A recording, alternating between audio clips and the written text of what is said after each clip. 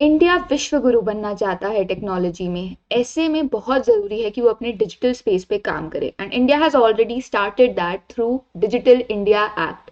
तो क्या प्रोविजंस है इस एक्ट के, क्यों ये हमारे लिए ज़रूरी है फॉर प्रीलिम्स एंड मेंस, और क्या चैलेंजेस हैं इसमें, लेट अस सी। तो क्या ऑब्जेक्टिव है इसका? इसका ऑब्जेक्टिव है कंट्री के डिजिटल इंफ्रास्ट्रक्चर के लिए rules banana.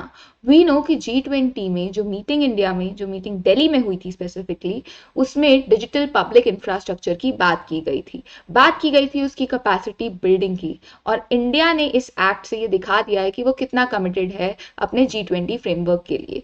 So this is a step towards the G20 norms.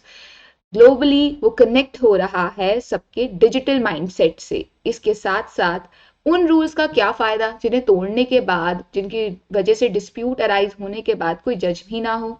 तो इसीलिए ऑनलाइन सिविल और क्रिमिनल ऑफेंसेस को जज करने के लिए there will be a mechanism which will be accessible and affordable. साथ ही साथ ये रेमेडीज सालों नहीं लेंगी और तारीख पे तारीख भी नहीं देंगी। They are the timely remedies. बहुत ही जल्द इनके सॉल्यूशंस अवेलेबल होंगे। साइबर डिस्प्यूट्स जो कई बार लोग भी नहीं समझ पाते, उनके लिए प्रॉपर अथॉरिटीज होंगी। रूल ऑफ लॉ अब सिर्फ एक ऑफलाइन नहीं, ऑनलाइन प्रिंसिपल भी हो गया है। Yes, even on the internet rule of law will be followed. इसके अलावा गवर्नेंस को माइंड में रखते हुए भी कंप्लायंस इंश्योर होगी through the legislations. And we know कि गुड गवर्नेंस के दो ही आइडियाज हैं, ट्रांसपेरेंसी एंड अकाउंटेबिलिटी, और डिजिटल इंडिया एक्ट के through will try to make both of them utilised, right. So इसके की कंपोनेंट्स क्या हैं? इंटरनेट एक ओपन स्पेस है, पर इस ओपन स्पेस का फायदा क्या? ये हमें चॉइस देती है चीजें चूज करने की। Now if we go to a website we have a lot of choices. Competition देती है कंपनीज को। नाउ अगर एक छोटी कंपनी हो या एक मल्टी मिलियनियर हो, both are at the same platform competing, right. इसके अलावा there is diversity, fair market access, ease of doing business. MSMEs के लिए अब काफी सारे कंप्लायंस नॉर्म फॉलो करना बहुत इजी हो गया, because everything is available online, right. इसके अलावा if we need some information we can also file an RTI for it. तो ऑनलाइन चीजें कितनी इजी एंड एक्सेसिबल हो गई हैं ये हम देख ही सकते हैं। बट इसके अलावा इनकी एक्सेसिबिलिटी में ये भी जरूरी है कि हम ध्यान रखें कि कोई एक या दो कंपनीज तो ऐसी नहीं है जो सारी पावर, सारी डिजिटल स्पेस को होल्ड करने की कोशिश कर रही है। फॉर एग्जाम्पल, हम सब कई बार गूगल गूगल गूगल ही देखते रहते हैं, that everything is related to it. Now it is important कि वहाँ गेट कीपिंग हो, इट इज इंपॉर्टेंट कोई रेगुलेशन हो, and that is what digital India act is doing. इसके अलावा साइबर स्पेस में खो जाना बहुत आसान है। फेसबुक पे पिक्चर्स डालना, इंस्टाग्राम पे पिक्चर्स डालना, ट्विटर पे ट्वीट्स करना, पर कई बार हमें पता ही नहीं चलता हम कितनी पर्सनल इंफॉर्मेशन यहाँ लीक कर रहे हैं। ऐसे में we are always expose to the cyber threat like revenge porn, defamation, cyberbullying, right? तो ऐसे में बहुत जरूरी है कि ऐसी रेगुलेशंस भी हों जो हमें इन सब से बचाएं और हमारे अधिकार हमें रियलाइज कराएं। अधिकार जैसे राइट टू बी फॉरगॉटन। अगर ऐसा है कि आपकी पोस्ट, आपकी फोटोग्राफ्स बहुत पहले इंटरनेट पे डाली गई थी and now you wish to remove it, so you can claim that right to digital inheritance. अगर आपका डिजिटल असेट है and you want to pass on to someone special, you can do it to your beneficiary. तो बहुत जरूरी है कि हम खतरे से बचें और अपने अधिकारों को डिजिटल स्पेस में भी रियलाइज करें। And who is going to do that? It is going to do done by digital India act. इसके अलावा इंटरनेट अकाउंटेबल और ट्रांसपेरेंट हो रहा है। Now since we are going to realise our rights in the digital space, तो जब वो rights कहीं ना कहीं ऑब्स्ट्रक्ट होंगे, हम कहीं ना कहीं उसकी कंप्लेंट करने भी जाएंगे। हम कंप्लेंट करेंगे, उनका रेजोल्यूशन भी निकलेगा। तो साइबर स्पेसेस में हमारे राइट्स अपहोल्ड तो हो ही रहे हैं, साथ ही साथ we are also assessing the risk. और तो और जितना भी डाटा थ्रू इंटरमीडियरीज हमारे से कलेक्ट किया जाएगा उसके लिए डिस्क्लोजर नॉर्म्स भी हैं। ऐसा नहीं है कि वो हमें बताया नहीं जाएगा या हमसे परमिशन नहीं ली जाएगी। So these three are very important components. इसके अलावा और क्या फीचर्स हैं इस एक्ट के? नाउ आईटी एक्ट 2000 बहुत ही ज्यादा पुराना और बहुत ही ज्यादा रिडंडेंट हो चुका है।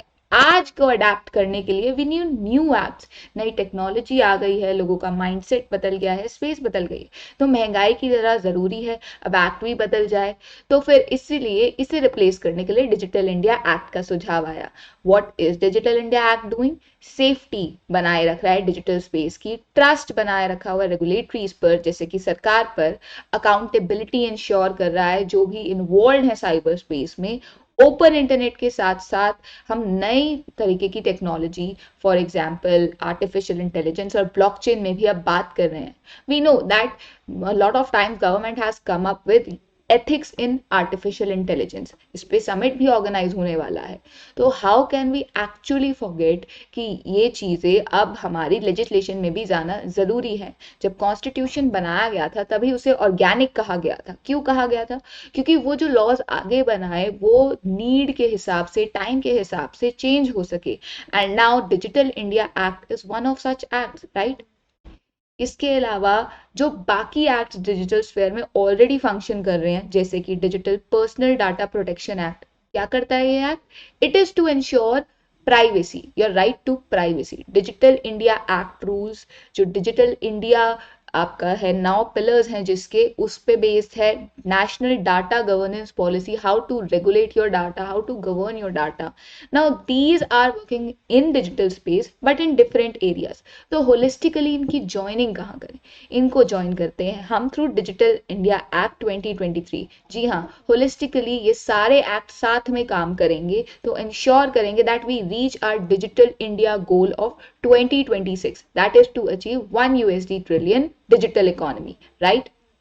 इसके साथ साथ we know that Twitter and Facebook पे बहुत कुछ लिखा जाता है और कई बार गवर्नमेंट कहती है कि जो भी लिखा जा रहा है उसके लिए ये इंटरमीडिएरीज रिस्पॉन्सिबल नहीं है बल्कि लिखने वाले हैं। This is the safe harbour principle. पर कितना सही है ये प्रिंसिपल, इसी को रिव्यू करेगा ये digital India act. Similarly know your customer norms भी वेयरेबल डिवाइसेस पर अब लागू होंगी जो रिटेल सेल्स में है उनके लिए। So these all were the provisions of the act. अब प्रोविजन पता है तो ये भी पता चल गया कि जरूरत क्या थी इस एक्ट की। जरूरत ये थी कि आईटी एक्ट जैसी आउटडेटेड रेगुलेशंस को रिप्लेस करें। करंट लेजिस्लेशन कहीं ना कहीं इनएडिक्वेट है जैसे कि डाटा प्रोटेक्शन बिल, तो ऐसे में ऐसा एक एक्ट जरूरी था। नई टेक्नोलॉजी चाहती है कि उसे अडेप्ट किया जाए, सो लीगल अडेप्टेशन के लिए भी डिजिटल इंडिया एक्ट जरूरी था। साथ ही साथ ई कॉमर्स और ऑनलाइन कंटेंट, इन सबको रेगुलेट करने के लिए, ट्रांसपेरेंसी इंश्योर करने के लिए वी नीडेड रेगुलेशंस, राइट? और साथ ही साथ अब हम ग्लोबलाइजेशन में हैं, there is borderless world and digital space is working its best in achieving that. तो ऐसे में जरूरी है कि जो भी ग्लोबल प्रैक्टिसेस हो रही है हम भी उनसे अलाइंड हो। So to adopt this best practices we needed this act, right? But अभी भी कुछ चैलेंजेस हैं। सोच में और जमीन पे आने में बहुत फर्क होता है और ग्राउंड रियलिटी से एडजस्ट करने के लिए कुछ चैलेंजेस हैं जैसे कि how will people comply to it. बहुत सारे रिमोट एरियाज ऐसे हैं जहां अभी भी इंटरनेट एक्सेसिबल नहीं है, साथ ही साथ जहां एक्सेसिबल है वहां कॉस्ट अभी तक कुछ लोग अचीव नहीं कर पा रहे हैं। कोविड टाइम में हम सब ने ये देखा है। इसके अलावा कुछ लोग अचीव भी कर पा रहे हैं तो वो डिजिटली लिटरेट नहीं है, उन्हें पता नहीं है। आज भी काफी एमएसएमईज ऑनलाइन नॉर्म्स को कंप्लाई नहीं कर पाती हैं। So it is a challenge कि ऐसे में कैसे डिजिटल इंडिया एक्ट वर्क करेगा। दूसरी बात ये कि अगर सेफ हार्बर प्रिंसिपल वर्क करता है, रिव्यू किया जाता है और वो हटा दिया जाता है अगर, तो लोगों का freedom of speech and expression काफी क्वेश्चनेबल हो जाएगा। Like what are we actually going to see अगर हमारी हर बात को कहने पर किसी की नजर होगी, right? We feel safe in the internet because कहीं ना कहीं हम अनोनिमस रह सकते हैं, हमारी एक डिजिटल आइडेंटिटी है, we are not really attach to it. पर अगर लोग अटैच हो जाते हैं तो कई और चीजें आ जाती है। फॉर एग्जाम्पल इंस्टाग्राम इज, काफी सारी स्टडीज बताती है कि इंस्टाग्राम की वजह से बॉडी इमेज इश्यूज आ रहे हैं। तो ऐसे में इफ वी नो कि बॉडी इमेज इश्यूज को कैसे कंट्रोल करे या कर भी सकते हैं कि नहीं, तो ऐसे में इट इज वेरी डिफिकल्ट कि गवर्नमेंट ऐसी चीजों पर लेजिस्लेशन कैसे बनाएगा। Also this act has been question on surveillance. हमें पता है कि गवर्नमेंट कहीं ना कहीं कुछ प्रोविजन से ऐसा दिखाई दे रहा है कि प्राइवेसी में इन्वेड करने की कोशिश कर रही है, सर्वेलेंस करने की कोशिश कर रही है। तो ऐसे में जब पेगासस जैसी चीज आई थी तो we know how heart breaking that was. तो ऐसे में हाउ डू वी सपोज कि सर्वेलेंस जैसे एटमॉस्फेयर में ये एक्ट वर्क कर सकता है। Similarly resource and infrastructure requirement, क्या फायदा कुछ भी बात करने का अगर ऑन ग्राउंड उसके लिए इंफ्रास्ट्रक्चर और चीजें ही अवेलेबल नहीं है। एंड कैसी चीजें, now we need resource, not only हमें चीजें नहीं चाहिए, हमें लोग भी चाहिए, हमें ह्यूमन कैपेसिटी भी चाहिए जो डिजिटल पब्लिक इंफ्रास्ट्रक्चर के लिए काम कर सके, राइट। तो that is also a big task to enhance people skills in that direction.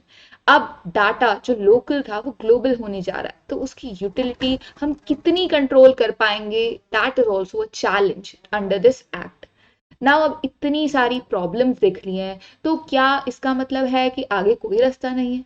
ऐसा कैसे हो सकता है? There is obviously a way forward.